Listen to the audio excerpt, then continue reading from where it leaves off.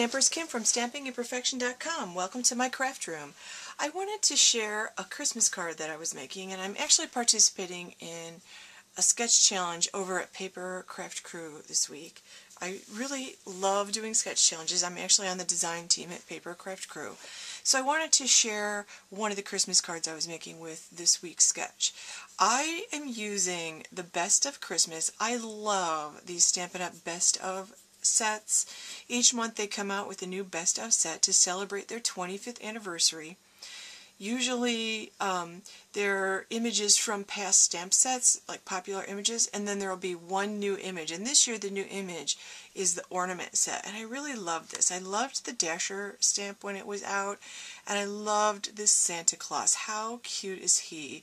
You could really make an intricate Santa Claus there if you wanted to color him in. I'm also going to use, and again, that's Best of Christmas right there. I'm also going to use More Merry Messages. I wanted the season's greetings. This has beautiful sentiments for the inside of your cards and a couple really pretty ones for the outside of your cards. Now, More Merry Messages is not in the catalog. It is one of the stamp sets that's available online only. So when you go to my store at mystampingstore.com, you'll select online only under stamps, and you'll find More Merry Messages. It's actually a pretty fabulous one. Alright, to start with, I'm starting with a piece of cherry cobbler. This is cut 4 1/4 by 11 inches. I scored and folded it at 5 1/2 inches. So I cut a piece of cardstock in half the long way, folded it in half, and that's going to be my card base. Again, this is cherry cobbler. Now I'm taking a piece of the Season of Style. So I cut the paper at 3 by 4 1/4, and then I'm going to use a piece of Whisper White and a piece of Crumb Cake. And these are just scraps that I had. So to start with, I'm going to start by just attaching my Designer Series paper to the very bottom of my card. And I'm going to do that with my favorite adhesive, which is the liquid glue. I'm just putting a little bit around the edges, a little bit in the center. Now I store my liquid glue in a cup like this so that, and I put it back in so that when I'm stamping the glue stays toward the tip, and that works really well for me. So I'm attaching this to the bottom, it fits kind of perfectly, and I'm going to use 2 pieces of ribbon. I'm going to use a piece of this. This is not, and this is the reason this is not my favorite ribbon. This is, it's the only ribbon that I don't love of Stampin' Up, but I just love the colors it comes in. This is the Cherry Cobbler seam binding, and what I've discovered is that you need to use really good scissors that are used for ribbon only, because it does fray, so you want to be careful with that. So I cut a piece of the Cherry Cobbler seam binding about 5 inches long, and then I cut a piece of this. I love this. Is the softest, most fabulous feeling ribbon. This is the Gumball green. This is satin ribbon, and it's luscious, let me tell you. I cut that also 5 inches long, and I'm going to stack those. So basically I want to cover up the border there. I like covering up my borders. I'm going to put a glue dot on the end. I'm going to put this at the top, and I'll clean up that end in a minute with my scissors. I'm going to put another glue dot with my paper piercers. I don't like to touch adhesive because I'm allergic to it. So I'm going to put this down with my paper piercer and then attach my seam binding right across there. And then I'm just going to use my paper snips and snip that off.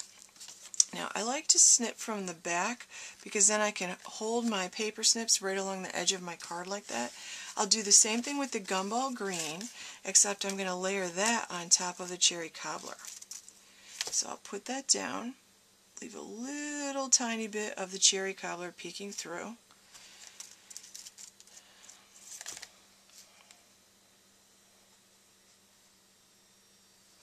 Just like that, trim off the edges, and I'm all set to go with my ribbons. I just wanted to add a touch of color and fun. The ribbons I just think add such a pretty touch.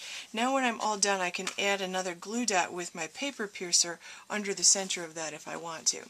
Okay, now with a Whisper White, I've stamped the Santa Claus from the Best of Christmas. I've stamped the Season's Greetings from the More Merry Messages. Now I'm going to punch these out. I have my 1 3/4 inch circle punch, and the Santa Claus fits beautifully inside this. So that's a 1 3/4 inch circle. So I'm going to center it. Notice I punch from the back so I can see what I'm punching out. Then I have my decorative label punch. I believe this is probably the punch I use the most. This is the decorative label punch. I never have to worry about stamping my sentiments straight on a piece of paper when I use this. I just kind of line them up when I get inside there. So I have that.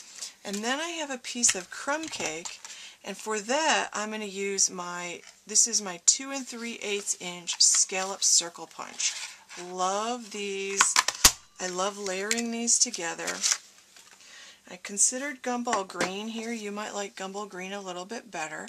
So I'm going to attach my Santa, and both of these sides look good to me. I don't know why I didn't like the first image. I think I decided his beard wasn't dark enough. Okay, so I'm going to put this on just like this, center him in here.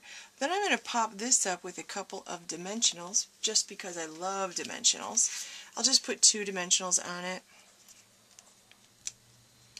Dimensionals really add texture and fun. Like when you actually use the dimensionals, they give your card just that little something extra that makes it's something you can't purchase in the store. I'm also going to add dimensionals with the Season's Greetings. Again, I'll just put 2 on the back.